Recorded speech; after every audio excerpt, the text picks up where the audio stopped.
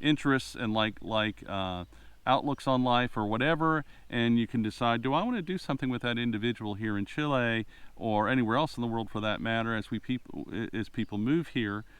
And you can go in and find some really good things. You can open a business together. You can buy, in this gentleman's case, real estate together. So, all right, next subject, taxes.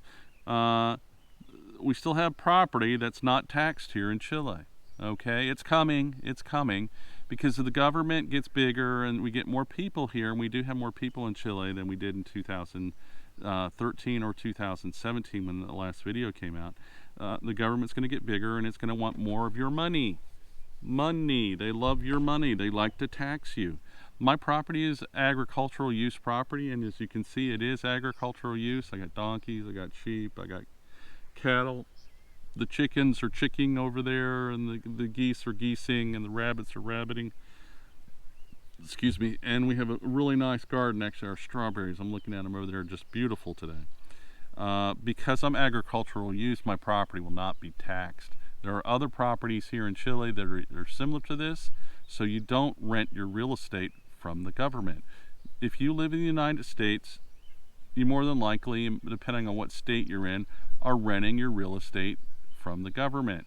So let's say you didn't have a business and you're retired, and so you aren't really having income tax per se, but you're retired, but you still have real estate tax. In some places it'd be $40,000, $50,000. Go talk to people in New Jersey and Connecticut. My God, they pay more on real estate taxes than a lot of people live on in the United States. It's crazy. So you can buy property out in the campo, which means the countryside. Lots in real estate developments, the ones that they're developing now, are going to be taxed. You're going to see that. So if you come here and you want to buy a lot in a real estate development, which you can, they're 1 acre lots, 5,000 square meters, give or take 1 acre, that is going to be taxed, because it has to be the developments. They're coming out with laws that say that these real estate developments have to be approved and some other things, so they aren't done incorrectly. And because of that, you can bet your shoes that the government's going to tax you. We still pay, as far as taxes go, Lori and I, 125,000 pesos, give or take $125 a year on our car. And that covers the road maintenance in front of our property on that gravel road out there, and it covers the trash pickup. So I don't really have a problem with that, because I do use that service and it's great. And I could do without a car. Well, many people in Chile do not have cars. There's still no permits or inspections in the campo.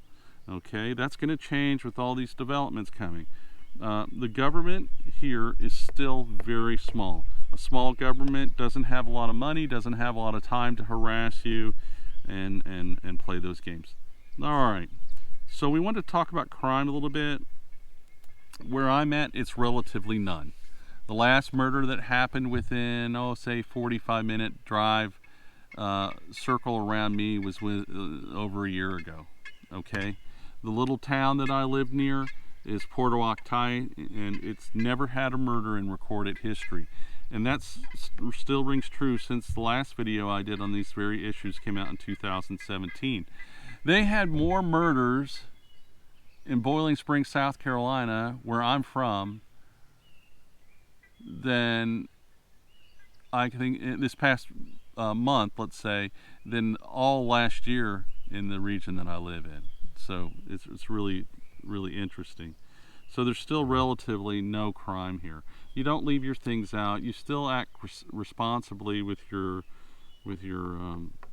property.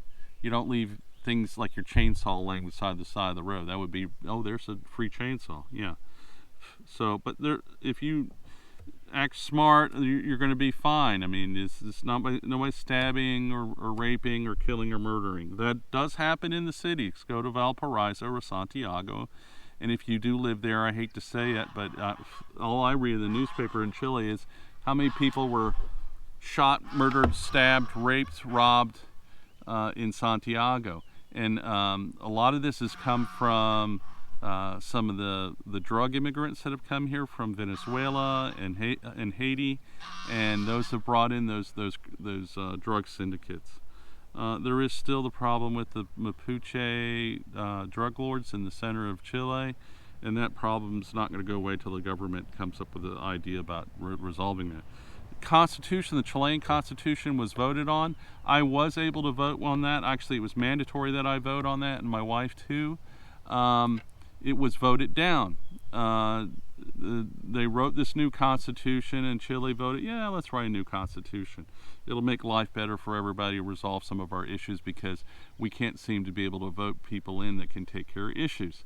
So they voted on this new constitution, and it was they wrote it, and it was poorly done, and it was voted down. There's just, the fact is that the Chilean people did not want it. What about our new president, Borage? Yeah, he's just as bad as the president you guys have in the United States.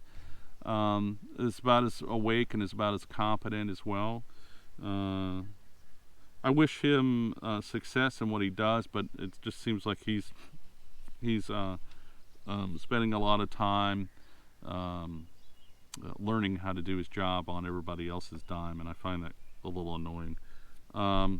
So the thing is that Chile still has a strong right and a strong left and a strong center too, and because of that, it really takes a lot of power for a presidency to push things through, and so you don't see that happening a lot, and really radical things don't happen here.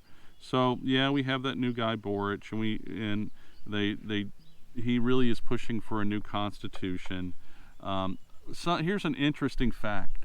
Put in the comments below what your guess is. This ought to be interesting. But how many constitutions has the United States had? One in 200 and however many years, 250 years. Okay, Chile's had 10 constitutions, 10, and this new one would be number 11, and none of them resolved anything. They didn't. It's just a piece of paper. The people have to have the resolution to change things, not a piece of paper. And if you vote in a document, that doesn't make it so. Okay.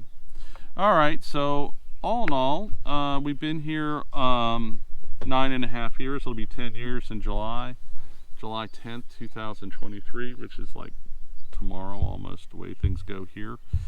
And looking back on it, Lori and I are really happy we moved here. We were relatively unaffected by this whole COVID thing. We did have to wear our masks when we went to town and went into a store. But out here, there's nobody knocking on our door and asking to take our temperature, if we've been vaccinated or not vaccinated. There was none of that madness. There was nobody there to harass us, to make us do things that we did or didn't want to do. So we were more free than many of our friends in the United States. Yeah. So Chile's wide open now. It was not during all the COVID stupidity, but it is open now. And so if you are interested in moving to Chile, I would be more than happy to discuss with you and do a quick interview with you, and see if we could get you into our consultation group. We currently have 53 member families throughout the world: Singapore, England, New Jersey, its own country. Yeah. Singapore, England, United States, Canada,